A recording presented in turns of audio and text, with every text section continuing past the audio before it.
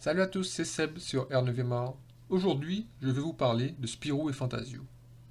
Spirou et Fantasio sont les personnages principaux de la bande dessinée éponyme créée par Franquin dans les années 50.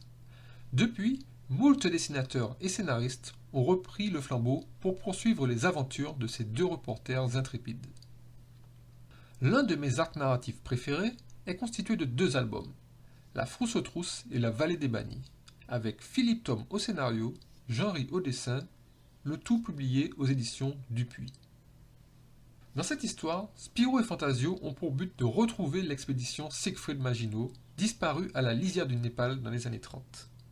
Expédition qui avait pour objectif de découvrir la légendaire Vallée des Bannis, où un cruel empereur mongol exila quelques siècles plus tôt le malheureux peuple boutchik accusé d'avoir manqué de courage au combat.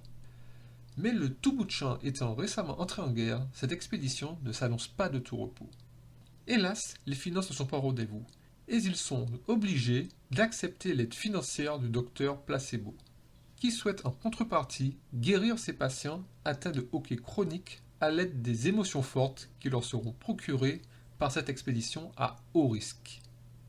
Entre armée régulière et troupes rebelles, Spirou et Fantasio vont devoir faire preuve de toute leur audace pour s'en sortir, tout en traînant derrière eux les patients du docteur Placebo. Patients qui finiront par guérir de leur hoquet, mais sûrement pas de la manière qu'ils l'auraient souhaité. De leur côté, Spirou et Fantasio vont réussir à atteindre la mystérieuse vallée, dont la faune et la flore sont si spécifiques. C'est dans ces lieux qu'ils vont faire la rencontre de la plus grande menace qu'ils aient jamais connue.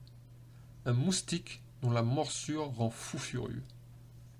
Fantasio va malheureusement en faire les frais, et Spirou va voir son ami de toujours se transformer en le plus mortel de ses ennemis. Jamais l'amitié entre Spirou et Fantasio n'aura été autant remise en question que dans cette histoire. Mais jamais elle ne se sera révélée aussi forte. Une histoire que j'ai lue alors que j'étais encore un enfant, mais que j'apprécie toujours malgré les années. Voilà, merci beaucoup de m'avoir écouté jusqu'au bout. N'hésitez pas à me dire ce que vous en avez pensé en commentaire. Vous pouvez même en discuter entre vous, dans le respect de l'opinion de chacun, bien sûr. Si vous souhaitez plus de contenu de ce genre, n'hésitez pas à liker et à vous abonner à R9e art, voire même à partager mes vidéos.